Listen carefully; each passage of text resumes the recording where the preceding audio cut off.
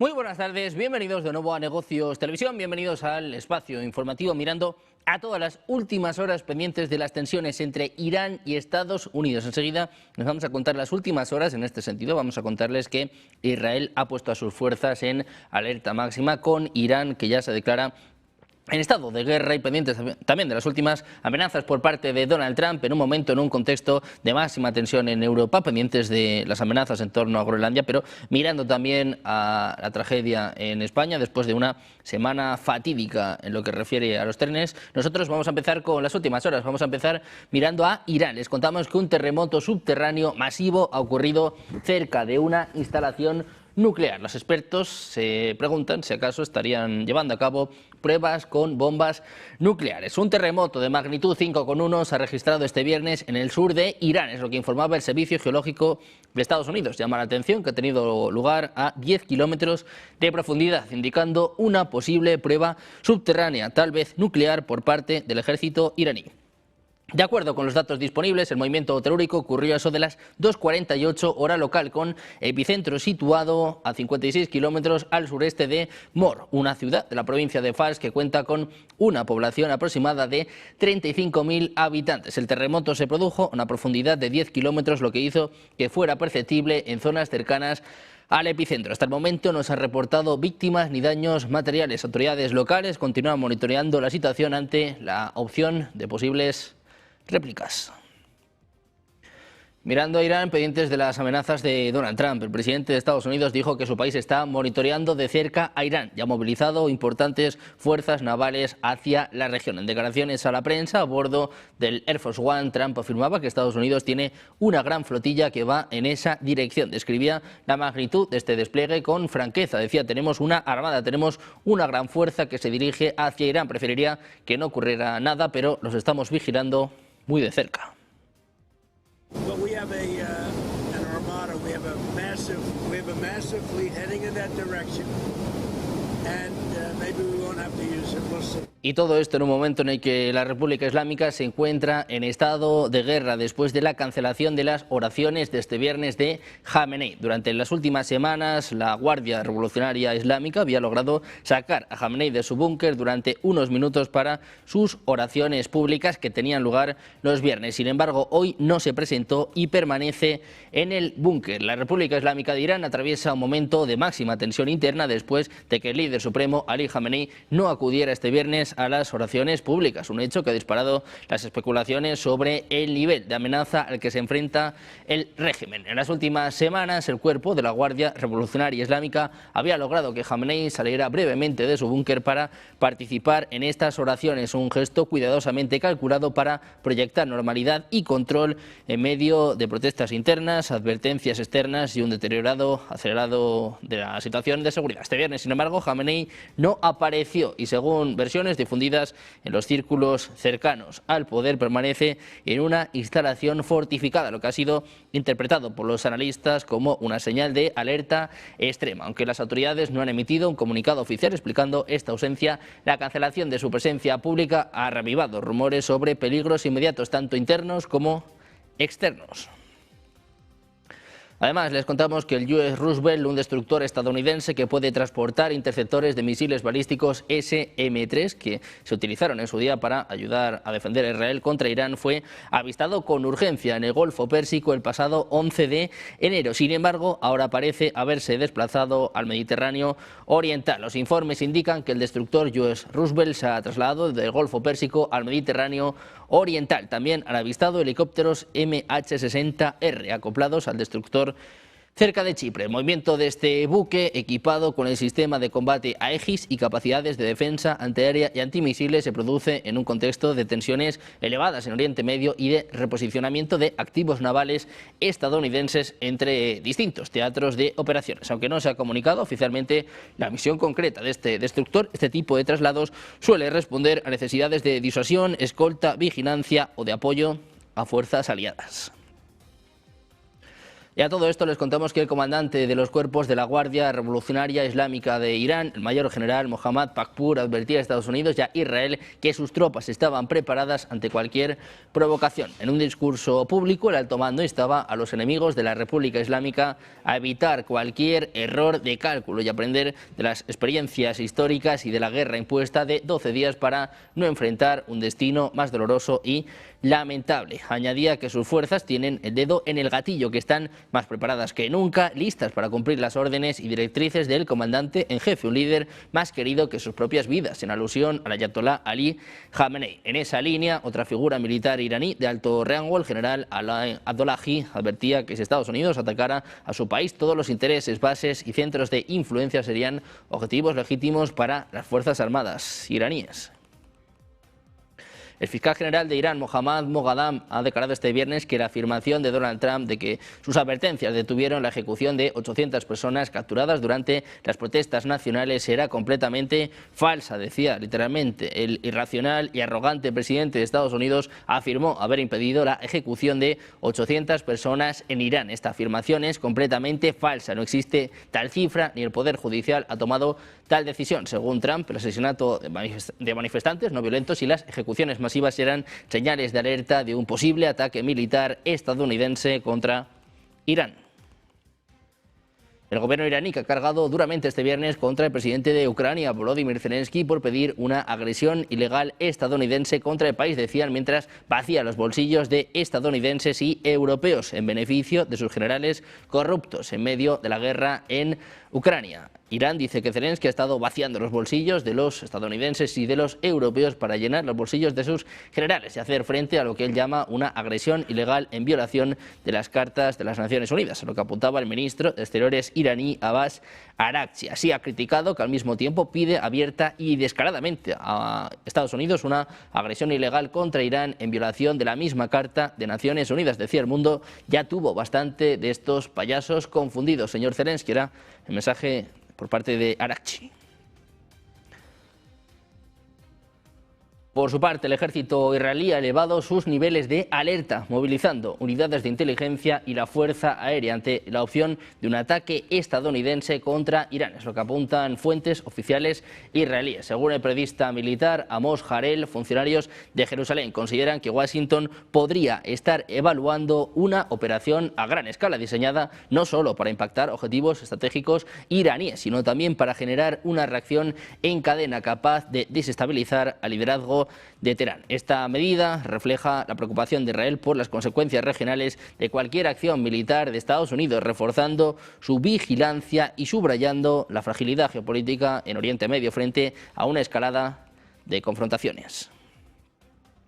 Mientras tanto, el foco está puesto en Abu Dhabi. Los equipos negociadores de Ucrania, Rusia y Estados Unidos han empezado en la capital de los Emiratos Árabes Unidos su primera reunión trilateral desde que comenzó la guerra hace prácticamente 4 años. Es lo que informaban varias fuentes al portal de noticias ucraniano Interfax Ucrania.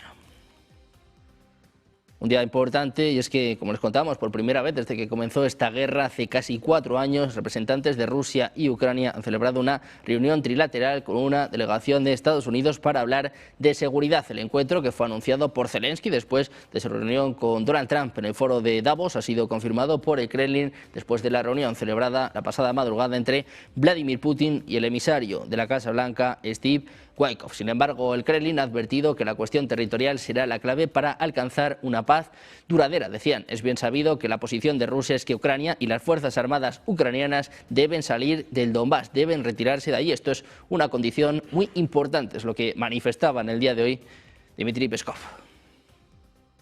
Precisamente el portavoz del Kremlin, que revelaba este viernes que en Estados Unidos actualmente quedan congelados activos rusos por valor de poco menos de 5.000 millones de dólares. Recordaba que el presidente ruso, Vladimir Putin, se mostró dispuesto a destinar 1.000 millones de dólares de esa suma al Consejo de Paz de Donald Trump para la reconstrucción de la Franja de Gaza y el apoyo humanitario a los palestinos. Decía, en cuanto al resto del dinero de la suma que he mencionado, Putin también dijo que podría destinarse a la reconstrucción de las zonas afectadas por los combates. En este contexto, decía, puedo decir una cosa: las zonas situadas en Donbass han sufrido realmente daños considerables durante los combates. También agregaba que Rusia estará representada por militares en las próximas negociaciones trilaterales en Abu Dhabi, con Estados Unidos y con Ucrania. Mientras tanto, bombarderos de largo alcance Tu-22 M3 de las Fuerzas Aeroespaciales Rusas realizaron un vuelo programado de más de 5 horas sobre aguas neutrales del mar Báltico, escoltados por cazas Su-35S y Su-30SM. Durante algunas etapas del vuelo, las aeronaves fueron acompañadas por cazas extranjeros. El Ministerio de Defensa de Rusia señalaba que este tipo de operaciones se realiza de forma regular en distintas regiones marítimas y en estricto cumplimiento de las normas internacionales en el espacio aéreo. Subrayaban que además no habían violado el espacio aéreo ni tampoco fronteras nacionales. Los vuelos de bombarderos estratégicos y de largo alcance en el Báltico suelen atraer una atención especial por parte de países de la OTAN, dado el elevado tráfico militar en la región. Moscú insiste en que se trata de misiones de entrenamiento rutinarias, comparables a las que realizan otras potencias militares en espacios aéreos internacionales.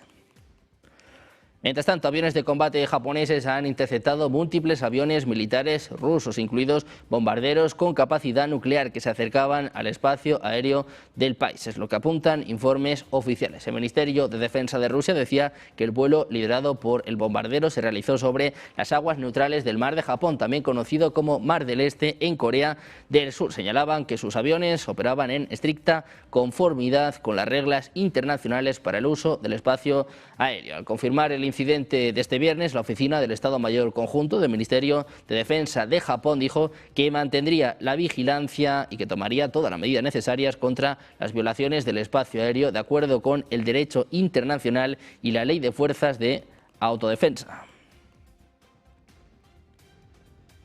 Mientras tanto, el presidente de Estados Unidos, Donald Trump, comentaba la oferta del presidente ruso, Vladimir Putin, de utilizar activos rusos congelados para financiar su participación en la iniciativa de paz de Trump, titulada Junta de Paz. Trump declaraba a los periodistas a bordo del Air Force One que desconocía por completo los detalles, pero no expresó ninguna oposición a esta idea. Admitía haber escuchado poco y preguntó quién había hecho esa información. Cuando le dijeron que era el propio Vladimir Putin, Trump dijo que estaba bien, que estaba usando su propio dinero. La Junta de Paz no se concibió inicialmente como un organismo centrado en Gaza, sino que luego se expandió para abarcar iniciativas más amplias de resolución del conflicto. Los recursos que Putin ofreció fueron bloqueados por gobiernos occidentales después de que Rusia lanzara su operación contra Ucrania en 2022.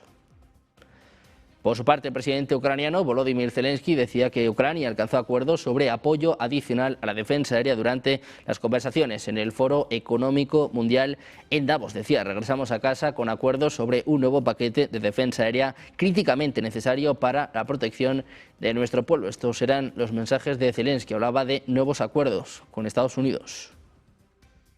Today we met with President Trump and our teams are working almost every day. It's not simple.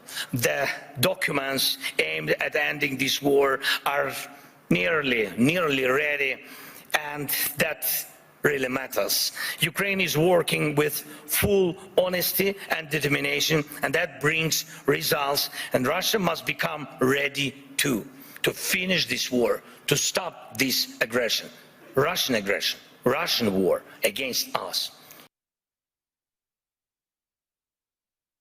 Pendientes de Zelensky, de las tensiones con Europa, mirando también a este caos ferroviario en España de la última semana. Vamos a hacer una pequeña pausa, 2 minutos, y enseguida más información. Negocios Televisión.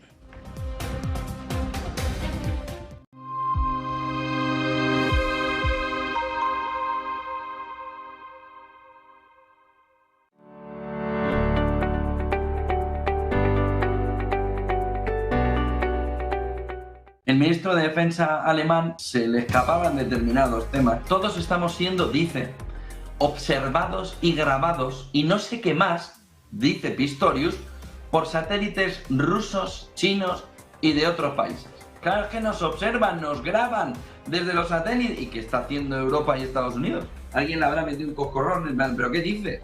Que les está dando a entender todo lo que... ¿Qué? El sistema de control de los satélites, es decir, a los países no le hagan nada, a las élites, a esto no le hagan nada, pero a la población tenla bien atadita. Todos estamos siendo observados y grabados. Entonces no era una cuestión de conspiración. Entonces no era una exageración. Entonces no estamos hablando de que la población preocupada por el excesivo control social de unas élites que con la capacidad que tienen de grabación, de control y de observación de la población puedan llegar a manipularlos. Si lo pueden hacer para controlar a 4 gobernantes, ¿qué no estarán haciendo para controlar el mensaje a nivel de la población? Piensa antes de publicar.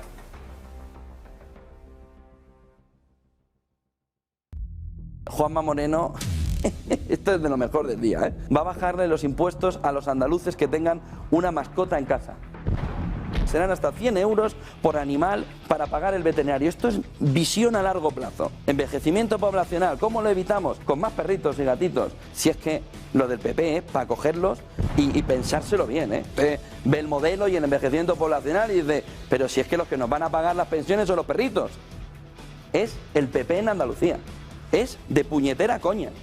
Por un lado, baja los impuestos a los perritos y a la vez en el Congreso de los Diputados, propuesta de Vox, los jóvenes que vayan a acceder a la primera vivienda y los que vayan a acceder a la vivienda habitual, le quitamos el IVA para que pueda acceder mejor. El PSOE, el PP y Tokiski votando contra ello, el PP con todos los demás, ¿qué votó el PP? Votan en contra.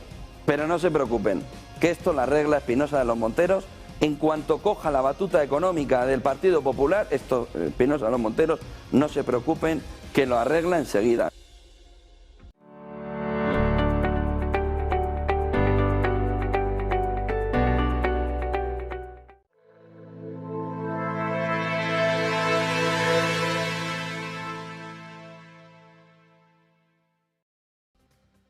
De vuelta en Negocios Televisión, seguimos atentos a las últimas horas con el foco puesto en la actualidad nacional. Vamos a contarles que la Comisión de Investigación de Accidentes Ferroviarios ha publicado sus primeras conclusiones sobre el accidente del pasado domingo en Adamuz. El primer informe técnico establece la rotura del carril como principal motivo del accidente. Señala que esa rotura era previa al paso de Lirio, que acabó en un accidente que causó la muerte de 45 personas. El informe de la CIAF confirma así las informaciones adelantadas por El Mundo desde el pasado lunes, cuando indicaban que la investigación apuntaba ya a la rotura del carril como causa más probable de la salida de la vía del Irio. El Ministerio de Transporte se limitó a calificar este accidente como extraño, lo descartó como indicio determinante y en conversaciones con varios medios calificaba como muy ridícula la tesis de la rotura previa de la vía. 2 días después, el ministro Óscar Puente reconocía que la rotura de esta vía era una opción innegable.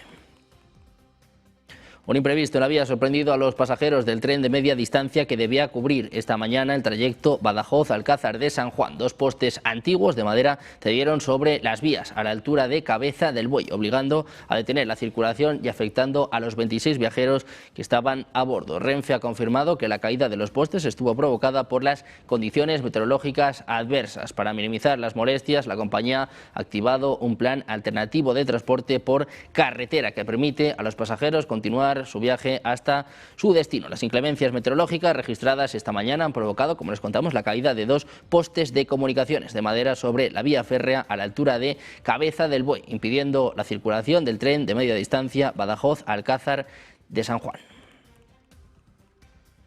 También les contamos que la Asociación Española de Distribuidores, Autoservicios y Supermercados ha emitido este viernes un comunicado en el que alerta de que los establecimientos de varias zonas del norte de España podrían quedarse desabastecidos después de que la Dirección General de Tráfico prohibiera a los camiones circular en más de 3.000 kilómetros de autovías y carreteras nacionales por el peligro de nevadas derivadas de la borrasca Ingrid. La nieve caída mantenía detenidos a primera hora de la mañana de este viernes un total de 440 camiones entre Quintanilla de Urz, Monbuey y Puebla, en la provincia de Zamora. La mayor cantidad de camiones afectados se encuentran en el kilómetro 15 de la A52 en Quintanilla de Urz, con 300 camiones que estaban aparcados en este punto. Otros 120 camiones se encontraban en el kilómetro 79 en Puebla y 20 en el kilómetro 54 en Monbuey. Miramos de nuevo a Donald Trump. El presidente de Estados Unidos decía que en aproximadamente 2 semanas se van a conocer la reacción de las autoridades danesas al plan acordado con la OTAN en Davos para solventar la situación en torno a Groenlandia, una isla que Trump tiene en su punto de mira. A bordo del Air Force One, preguntado sobre si Copenhague iba a aceptar estos acuerdos, Trump respondía de esta forma. Hablaba del acuerdo, el marco de acuerdo que tiene con Mark Rutte, con el secretario general de la OTAN. about 99 years, 50 years. It's forever. That was discussed. We can do anything we want. We can do military. We can do anything we want. Mientras tanto, el primer ministro británico Keir Starmer ha criticado duramente este viernes al presidente de Estados Unidos, Donald Trump, por sus comentarios sobre las tropas de Reino Unido y la OTAN en Afganistán. Dice Starmer: considero que los comentarios del presidente Trump son insultantes y francamente atroces, y no me sorprende que hayan causado tanto dolor a los seres queridos de quienes murieron o resultaron heridos, y de hecho a todo el país. Es lo que apuntaba un Starmer que sugería que el presidente de Estados Unidos, Starmer, sugería que Donald Trump debería disculparse por sus palabras. Trump afirmó anteriormente que los aliados de la OTAN se mantuvieron al margen, fuera del frente en Afganistán. Cerca de 3.500 soldados de la OTAN fallecieron en el conflicto afgano, de los cuales 2.456 eran estadounidenses y 457 eran británicos. Dinamarca, por ejemplo, perdió también a más de 40 soldados.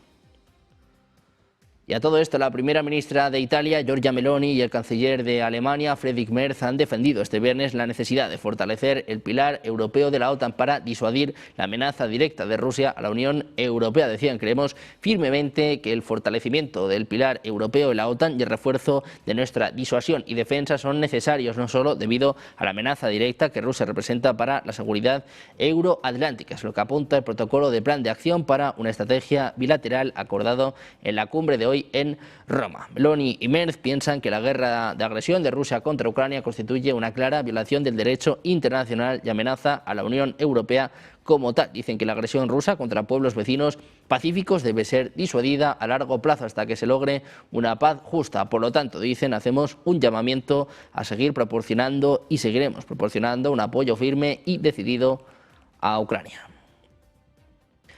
Mientras tanto, el inquilino de la Casa Blanca, Donald Trump, ha insinuado que debería haber invocado el artículo 5 de la OTAN para que el grupo de 32 países acudiera en su ayuda con el objetivo de proteger su frontera con México frente a invasiones de migrantes sin documentación. Decía: tal vez deberíamos haber puesto a prueba a la OTAN, invocar el artículo 5 y obligar a la OTAN a venir aquí y proteger nuestra frontera sur de más invasiones de inmigrantes ilegales, liberando así un gran número de agentes de la patrulla fronteriza para otras tareas. Es lo que señalaba en Truth Social. El presidente de Estados Unidos difundía este mensaje a su vuelta del Foro Económico Mundial, donde insistía en que su gobierno, en que Estados Unidos hace mucho más por la OTAN de lo que recibe a cambio.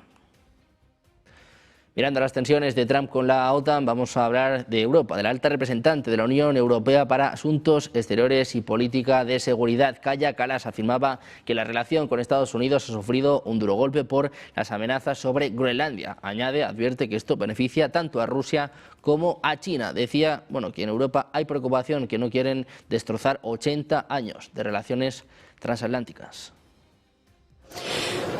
The transatlantic relations have definitely taken a big blow over the last week. But I think in this 1 year we have learned that these relations are not the same as they were. On the European side, we are not willing to junk 80 years of good relations, and we are willing to work for this. También les contamos que soldados finlandeses tuvieron que dejar de atacar a sus pares estadounidenses durante ejercicios conjuntos de la OTAN para no ofenderlos, es lo que apuntaba un artículo del diario The Times. De acuerdo a las fuentes citadas en la publicación, los hechos sucedieron durante el ejercicio Joint Viking realizado el año pasado en el norte de Noruega, donde tropas estadounidenses mostraron serias dificultades para desenvolverse en el entorno ártico. Decían, literalmente, hubo que decirles a los finlandeses que dejaran de golpear a los estadounidenses, ya que les resultaba vergonzoso y desmoralizante, es lo que revelaba una fuente militar. En este contexto, varias fuentes han recalcado a este medio que Washington depende en gran medida del conocimiento y la tecnología europea en el Ártico, donde países como Finlandia, Noruega, Suecia y Reino Unido cuentan con fuerzas entrenadas específicamente para este combate en condiciones extremas. Las aerolíneas en Estados Unidos que están cancelando cada vez más vuelos a medida que una potente tormenta invernal se extiende por gran parte de Estados Unidos. Según el rastreador de vuelos FlightAware, los datos publicados este viernes mostraron 718 cancelaciones ese día, incluyendo 417 vuelos dentro, con destino o con origen en Estados Unidos. Se prevé que las interrupciones empeoren el sábado con 1.432 cancelaciones ya registradas, la mayoría de ellas afectando a rutas estadounidenses. A principios de semana, los meteorólogos anunciaron que la tormenta, que se espera comience este viernes y se prolongue hasta el domingo, va a traer fuertes nevadas, aguanieve y lluvia helada generalizada desde las montañas rocosas del sur hasta Nueva Inglaterra. Además, también la Administración Nacional Oceánica y Atmosférica ha señalado que podría ser un evento potencialmente catastrófico y generalizado desde Texas hasta las Carolinas. En las operaciones previas hemos visto, por ejemplo, a Delta Airlines o a Southwest Airlines cayendo cerca del punto porcentual. Y a todo esto les contamos un nuevo choque entre Estados Unidos y Canadá. Donald Trump ha retirado la invitación de Canadá para unirse a su recién creada iniciativa de paz global llamada Junta de la Paz. En un mensaje en las redes sociales dirigido a Mark Carney decía: por favor, permita que esta carta indique que la Junta de la Paz retira su invitación para que Canadá se una a lo que será la Junta de Líderes más prestigiosa jamás reunida. Esta organización se creó para gestionar la reconstrucción de Gaza, pero se ha ampliado para abordar iniciativas de resolución de conflictos. Pendientes de la Junta de Paz de Donald Trump en un inicio de 2026 marcado por el ataque a Venezuela. Sobre esto hablaba el ministro de Defensa venezolano, Vladimir Padrino López. Ha denunciado cómo Estados Unidos usó su país como laboratorio para probar novedosas armas de guerra para perpetrar esta agresión militar que terminó con la captura de Nicolás Maduro y su esposa Cilia Flores. En un vídeo compartido en las redes sociales, Padrino López aludía a las declaraciones que esta misma semana emitía el propio Donald Trump en el Foro Económico Mundial en Davos, en las que alardeaba de este novedoso arsenal usado contra Caracas. Decía Padrino, lo dijo expresamente, claramente, que habían usado armas que nunca habían sido usadas en un campo de batalla, armas que nadie tenía en el mundo. Para el ministro, esa declaración confirma que el país suramericano fue usado como un laboratorio para concretar una agresión sin precedentes en la región, cometida, dicen, por la primera potencia mundial nuclear letal del mundo. El resultado ser Venezuela, el laboratorio donde esa agresión terminó, decía, con lo que ya conocemos, el secuestro del presidente Nicolás Maduro Moros.